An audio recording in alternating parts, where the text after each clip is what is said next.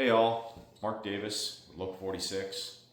It's my 26th year with the IBEW, and I completed our JTC here locally, and most recently I was working as a representative for the hall. I had that position for 3 years, mostly working out of the Silverdale office as a organizer.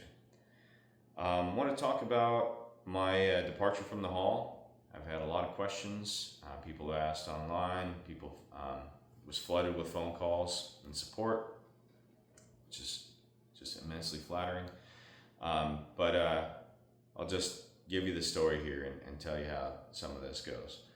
So at the wire unit meeting, there was a story about a non-union worker that was killed on a job site, the Gateway Project, and we don't know what trade he was, or if he was even an electrician, but we know a worker was killed on a non-union job site, and we were talking about passing the hat around and potentially helping that worker's family. So I asked about making a motion to help this worker's family out. Last year we spent $600,000 in advertising around on radio stations and different banners in different places. And so I feel like if we're going to spend $600,000 in advertising, if we gave this worker's family a small amount of money, it would be better advertising than revolving radio ads. So I stood up and asked, like, hey, would we want to make a motion? And I was interrupted and shut down at that meeting and told that we would be doing it at the general meeting next week. So I dropped it and went back and sat down. And on Friday morning that week, so 2 days later, first thing in the morning, I get an email that's addressed to several people, but it is addressed to me.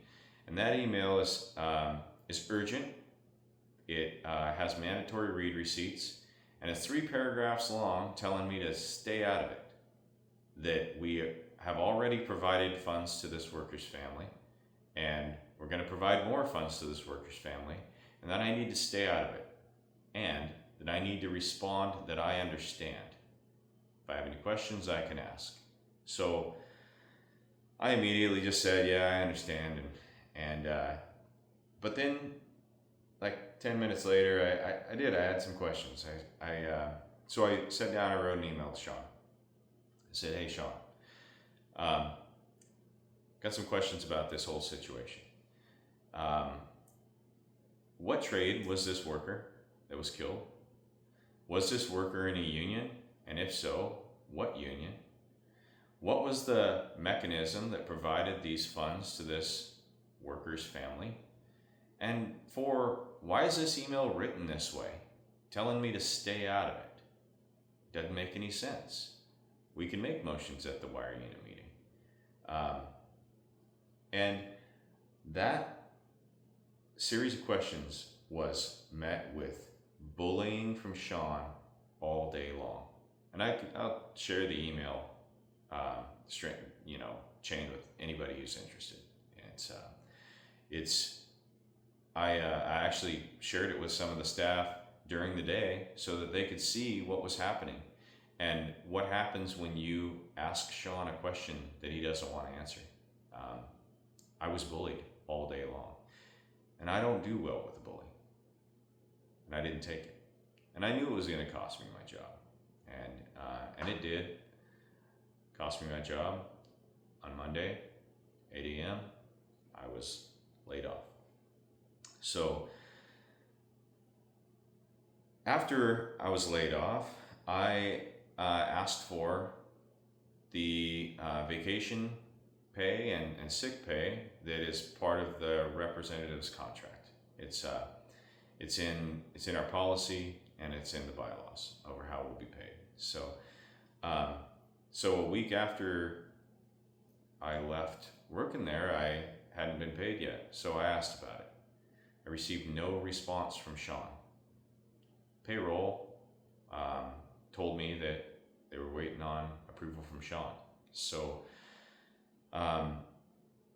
So that went on. Another week went by, and I sent an email to our entire staff letting our staff know what happened, why, why I left or why I was let go, and the fact that I'm not being paid for any of my vacation or sick pay that I'm due. And past practice has been, for other reps that have left, all of that is paid. I'm the 11th staff member that is let go under Sean's jurisdiction, under Sean's administration. So, and that doesn't include any of the interns. There's been a bunch of interns that have been let go too. The 11th staff to turn over, and other staff, past practice has been to pay. So aside from it being in our contract, I was being singled out. And as representatives, we don't have representatives ourselves. Our dues don't pay for representation. So I don't have anybody to go to.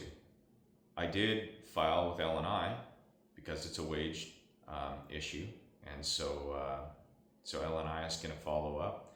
I did call our IO representatives, but that's not for them to deal with.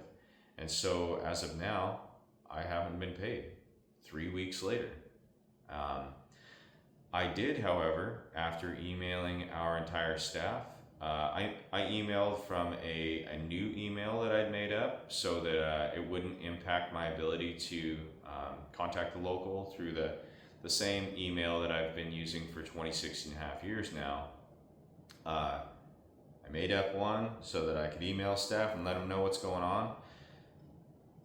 My email that I've been using to contact dispatch for more than 26 years was then quarantined and blocked by Sean Bagsby.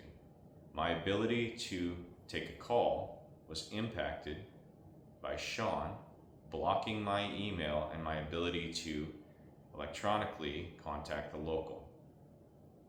This is wrong. And the IO did have to get involved to fix that. Sean did that after our local has been sued and lost in the past for Sean trying to block someone from signing the books and blocking them from taking a call. You ought to know better, and this isn't over. I have been able to sign the books at this point, but Sean was doing what he could to, and still continues to do what he can to hurt me monetarily. And this is the definition of being blackballed. This is what we all fear from a union. This is the dirty underbelly of what happens when unions are corrupt and we have poor leadership. So I'll keep you updated on how that all goes and what the outcome is, but this isn't going away. I'm not going away. And I'll talk to you soon. Thanks.